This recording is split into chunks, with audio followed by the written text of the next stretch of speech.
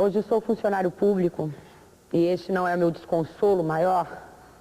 Na verdade, eu não estava preparado para o sofrimento. Todo homem, ao atingir certa idade, pode perfeitamente enfrentar a avalanche do tédio e da amargura, pois desde a meninice acostumou-se a vicissitudes, através de um processo lento e gradativo de dissabores. Tal não aconteceu comigo. Fui atirado à vida sem pais, infância ou juventude. Um dia dei com os meus cabelos ligeiramente grisalhos no espelho da taberna minhota. A descoberta não me espantou e tampouco me surpreendi ao retirar do bolso o dono do restaurante. Ele sim, perplexo, me perguntou como podia ter feito aquilo. O que poderia responder nessa situação? Uma pessoa que não encontra a menor explicação para a sua presença no mundo, disse-lhe que estava cansado. Nascera cansado e entediado. Ofereceu-me emprego e passei daquele momento em diante a divertir a freguesia da casa com meus passos mágicos. O homem, entretanto, não gostou da minha prática de oferecer aos espectadores almoços gratuitos que eu extraía misteriosamente de dentro do paletó. Apresentou-me ao empresário do circo Parque Andaluz, que, posto a par das minhas habilidades, propôs contratar-me.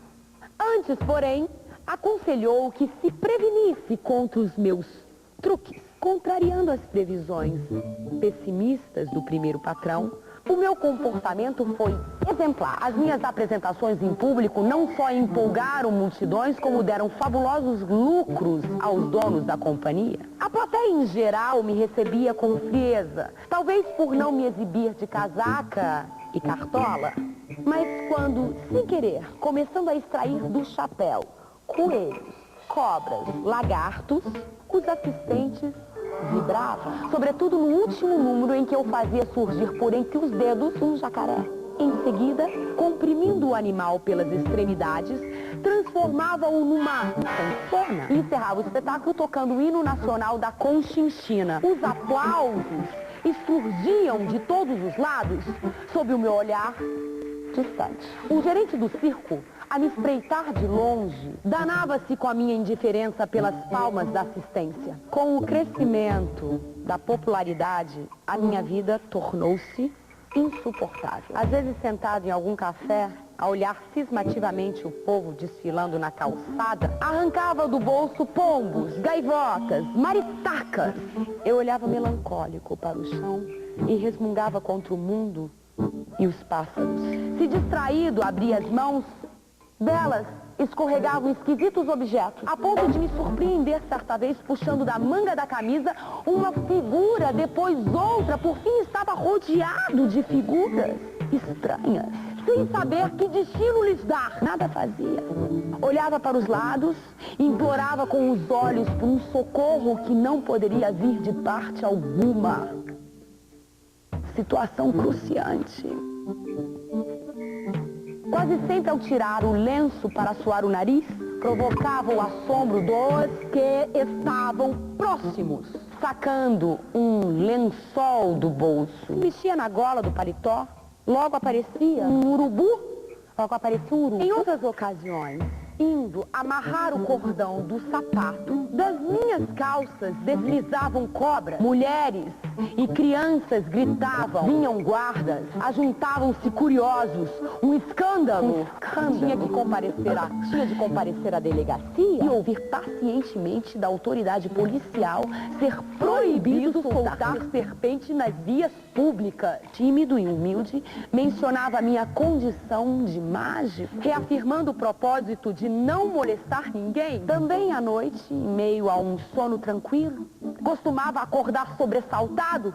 Era um pássaro ruidoso que batera as asas ao sair do meu ouvido. Numa dessas vezes, irritado, disposto a nunca mais fazer mágicas, mutilei as mãos. Não adiantou. No primeiro movimento que fiz, elas reapareceram novas e perfeitas nas pontas dos tocos de braço. Acontecimento de desesperar qualquer pessoa, principalmente um mágico enfastiado do ofício. Pensando bem, concluí que somente a morte poria termo ao meu desconforto. Firme no propósito, tirei dos bolsos uma dúzia de leões e, cruzando os braços, Aguardei o momento em que seria devorado por eles. Nenhum mal me fizeram. Rodearam-me, farejaram minhas roupas, olharam a paisagem e se foram. Na manhã seguinte, regressaram e se puseram assintosos diante de mim. O que desejam, estúpidos animais? E gritei indignado. Sacudiram com tristeza as chuvas e imploraram-me que os fizesse desaparecer. Este mundo é tremendamente tedioso. Não consegui refrear a raiva. Matei-os todos e me pus a devorá-los. Esperava morrer vítima de fatal indigestão. Sofrimento dos sofrimentos. Tive imensa dor de barriga e continuei a viver.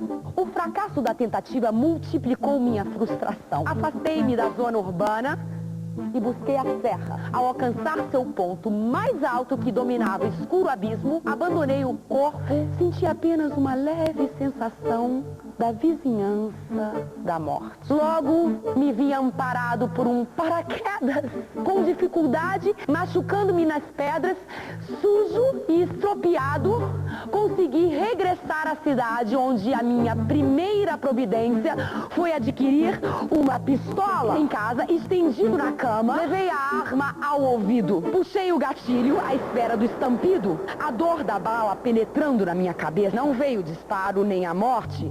A Mauser se transformara num lápis. Rolei até o chão soluçando. Eu, que podia criar outros seres, não encontrava meios de libertar-me da existência. Uma frase que escutara por acaso na rua trouxe-me nova esperança de romper em definitivo com a vida. Ouvira de um homem triste que ser funcionário público era suicidar-se aos poucos. Não me encontrava em condições de determinar qual a forma de suicídio que melhor me convinha. Lenta ou rápida.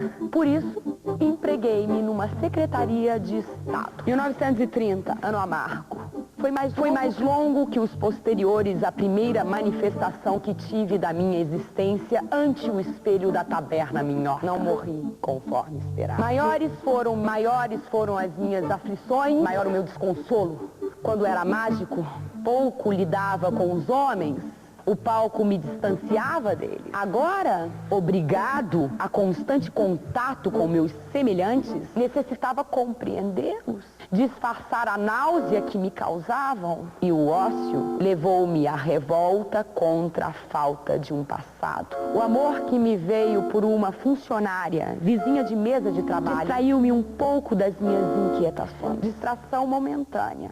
Cedo retornou o desassossego. Debatia-me incertezas como me declarar a minha colega. Se nunca fizera uma declaração de amor e não tivera sequer uma experiência sentimental. Não me importava o emprego. Somente temia ficar longe da mulher que me rejeitara, mas cuja presença me era agora indispensável. Fui ao chefe da seção e lhe declarei que não podia ser dispensado, pois tendo 10 anos de casa, adquiri estabilidade no emprego. Fitou-me por algum tempo em silêncio. Depois, fechando a cara, disse que estava atônito com o meu cinismo. Jamais poderia esperar de alguém com 1 ano de trabalho ter a ousadia de afirmar que tinha 10. Para lhe provar não ser leviana a minha atitude, procurei nos bolsos os documentos que comprovavam a lisura do meu procedimento. Estupefato deles, retirei apenas um papel amarrotado, fragmento de um poema inspirado nos seios da datilógrafa. Revolvi ansioso todos os bolsos e nada encontrei. Tive que confessar minha derrota. Confiara demais na faculdade de fazer mágicas e ela fora anulada pela burocracia. Hoje, sem os antigos e miraculosos dons de má, não consigo abandonar a pior das ocupações humanas. Falta-me o amor da companheira de trabalho, a presença de amigos, o que me obriga a andar por lugares solitários.